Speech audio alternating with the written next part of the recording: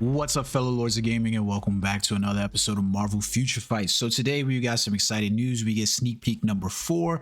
Yeah, and it's not what we thought it was. It's really weird because I would have expected Infinity Ultron, but somehow we've taken a trip back in time to the Phoenix Saga, which is a little bit weird. If you remember, we got the Phoenix Saga costumes a couple of months ago that featured costumes for the likes of Wolverine, Captain America. Yeah, these uniforms right here, it was the Into the Phoenix. Well, at the time we were all speculating which costumes we were going to get for the Into Phoenix. Hyperion got one, which was odd because Hyperion wasn't even in the Phoenix tournament that long because he couldn't really use the power, so it was too overwhelming for him paired with his powers already. But they gave him a uniform inside Marvel Future Fight anyways.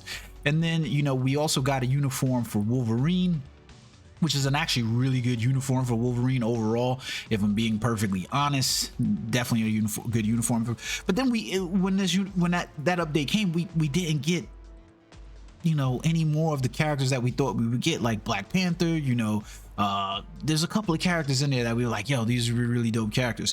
Nor did we even get who we are seeing here inside the trailer.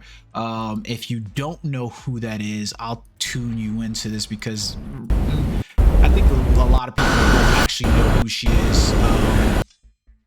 But essentially what you're seeing here is Maya Lopez. So the majority of, I think, players who aren't comic book nerds and don't read the comics or don't keep up with that will probably recognize her from one place. She was inside of Kate the Kate and Hawkeye series on Disney Plus.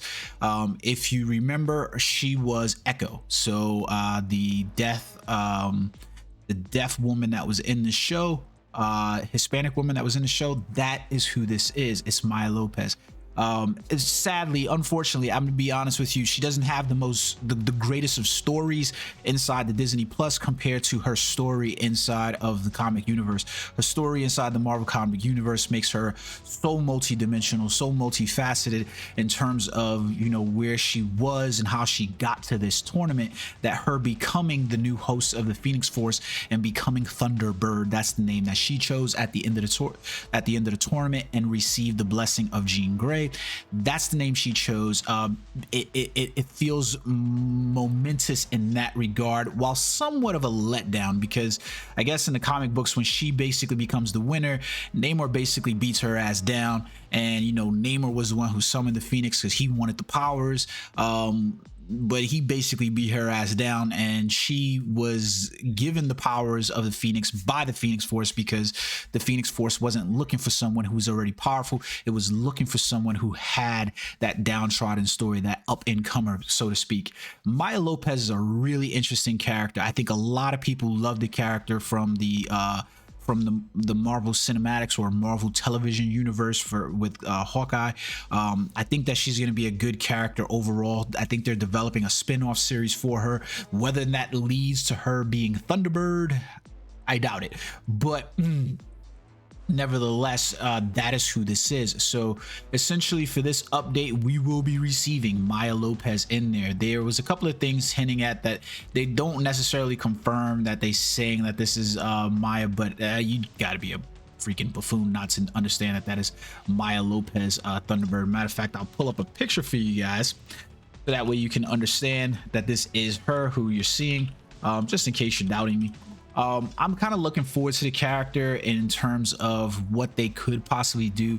Here goes the sad thing about it for me, is that I really feel like they won't give us the Thunderbird that, in terms of power that we could have. This is Maya Lopez Thunderbird, so you can see the very similarities to her. I don't think that we're gonna get the T3 treatment that we most likely should receive for Echo.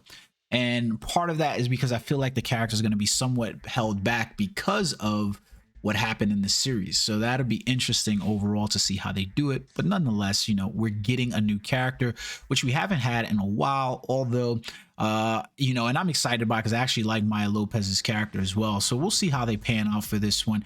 Other than that, sadly, we don't have very much news across the space for Marvel Future Fight. There's just not been a lot. I am going to chalk it up to Lunar New Year and not a lot being there, but this is what we basically have. I'm gonna expect that this is probably gonna roll out maybe sometime Wednesday this week in one of those wave rollouts, so expect patch details tonight to let you guys know what's going on. Hopefully we see some kind of update about what's going on with I forgot the name of the goddamn mode already. Shows how important it was. But the mode that they removed from the game, hopefully we see something about that. But let me guys know, are you excited about Maya Lopez? Are you excited about the Thunderbird coming to the game? A new character. Maybe this will be a new uniform, and we'll see. Maybe we get the uniform from the MCU, though. That'd be a major step back for her to be the Phoenix Force, get introduced there, and then get a uniform where she's just Echo, aka Ronin from Hawkeye. That would be terrible. All right, guys, until next time, peace.